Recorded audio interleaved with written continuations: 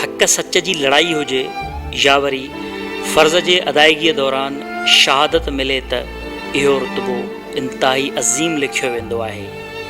Sindh police में बि अहिड़ा केतिरा ई अणगणिया किरदार आहिनि जन अवाम जी जान ऐं माल जो तहफ़ुज़ कंदे फ़र्ज़ जी अदायगीअ दौरान शहादत जो रुतबो हासिल कयो आहे। सिंध पुलिस जे अहिड़नि बहादुर हीरोज़ जे क़ुर्बानीनि खे ख़राज तहसीन पेश करणु ऐं संदन ख़ानदाननि जी हिम्मत अफ़ज़ाई तोड़े पंहिंजाइप जो अहसास पैदा करण लाइ हर साल 4 अगस्त ते सिंध पुलिस जे तरफ़ां शुहदा डे मल्हायो वञे थो। शुहदा जे ॾिहाड़े जी मुनासिबत सां DIG सखर जावेद जिसकाणी शहीद एहलकारनि जे क़बरुनि ते पहुची गुलनि जी चादर चाढ़े दुआ पिणु घुरी। हिन भेरे सॼी सिंध जीअं सखर में बि शहीद एहलकारनि ऐं ऑफिसरनि जे क़ुर्बानीनि जी यादि में DIG सखर ऑफिस में हिकु तक़रीब मुनक़िद थी।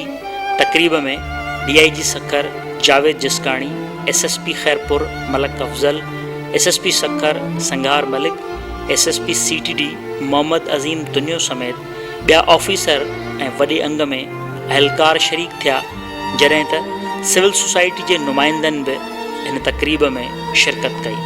पुलिस शुहदा डे वारी तक़रीब में शहीद एहलकारनि जे वारसनि ऐं ॿारनि खे बि ख़ासि तौर घुरायो वियो हो।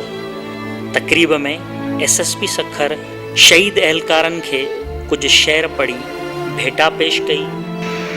आ महक हवा में मेहंदीअ जी से घोट अचनि था घायल थी, अॼु लाल लहू में लीथड़ जी अॼु रत जी रीत निभाइनि था। जॾहिं त DIG सखर जावेद जिसकाणी शहीदनि जे वारसनि में तोहफ़ा तक़सीम कया ऐं संदन मसला मालूम कया। DIG सखर जावेद जिसकाणी जे ॿारनि बि पंहिंजे तरफ़ां शहीद एहलकारनि जे ॿारनि खे तोहफ़ा ॾिना।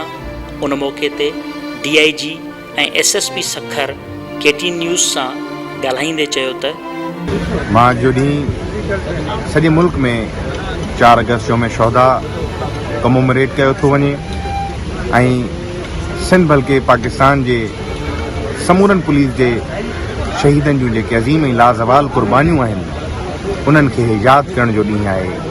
ऐं हिते सखर में बि असां इहो प्रोग्राम ऐं मजलिस को ठाही आहे, जंहिंमें अॼु असां शहीदनि जूं फैमिलीज़ असां सां गॾु आहिनि, उन्हनि जा ॿार बच्चा असां सां गॾु आहिनि ऐं असां हूअं बि अदरवाइज़ बि उन्हनि जी फैमिलीज़ खे कंहिं इवेंट हुजे उन्हनि जे दुख सुख में असां गॾु थींदा आहियूं। पर अॼु कुझु त ॾिहाड़ो मख़सूस आहे शहीदनि खे यादि करण जो। ऐं अॼु मां इहो फ़ख़्र सां चई सघां थो, जेकॾहिं मुंहिंजो फ़ख़्रु आहे, मुंहिंजे कंहिं सिपाही जो फ़ख़्रु आहे, जेकॾहिं मुंहिंजे IG जो फ़ख़्रु आहे, त इहे शहीद असांजो फ़ख़्रु आहिनि। ऐं उन्हनि जी जेकॾहिं इहा क़ुर्बानी, उन्हनि जी हिन धरती ते किरियल रत जो हिकु हिकु क़तरो असांजे इज़त ऐं वक़ार खे हमेशह जे लाइ सरबुलंद करे छॾियो आहे। मुंहिंजे नज़र में मुंहिंजो पंहिंजो हिकिड़ो ख़्यालु आहे त शहादत अलाह जेके क़ुर्बानियूं घुरे थो उन्हनि सभिनी में शहादत जेका आहे उहा तमामु वॾी क़ुर्बानी आहे ऐं हक़ ऐं सच जे लाइ आहे ऐं क्राइम जे ख़िलाफ़ु आहे, दहशतगर्दी जे ख़िलाफ़ु आहे, मुल्क जे दिफ़ा जे लाइ आहे। तव्हां सम्झां थो अहिड़ी अज़ीम क़ुर्बानी का कोन्हे ऐं इहा क़ुर्बानी आहे जेका असांजी क़ौम जी ज़िंदगानी आहे। अलाह ताला जेको असांखे इहो मैसेज ॾिनो आहे क़ुर शरीफ़ में त शहीद हमेशह ज़िंदा हूंदो आहे, उनजो मक़सदु इहो आहे त इन खां वॾी का क़ुर्बानी कोन्हे ऐं इहा तमामु वॾी क़ुर्बानी आहे। ऐं अॼु जो ॾींहुं असां जेको हीउ सॼो तक़रीब कई आहे उन में असां सिर्फ़ु पंहिंजे जेके शुहदा आहिनि पुलिस जा उन्हनि खे यादि करणु ऐं उन्हनि जे फैमिलीज़ खे इहो मैसेज ॾिनो आहे त असां हिकु आहियूं, असां हिकिड़ी फैमिली आहियूं, असां जेसीं ज़िंदा आहियूं असां इन खे इन तरीक़े सां मेल जोल रखंदासीं ताकी इन्हनि फैमिलीज़ खे इहो कॾहिं महसूसु न थिए त असांजा जेके प्यारा असांखे हलिया विया, छो जो असां उन्हनि जे प्यारनि जो किरदारु अदा करण जी कोशिशि कंदासीं। हिन मुआशिरे में उन्हनि जे ॿचड़नि खे तालीम हुजे, नौकिरी हुजे, हर शइ में असां उन्हनि खे टॉप प्रायोरिटी ते रखूं था ऐं रखंदा रहंदासीं।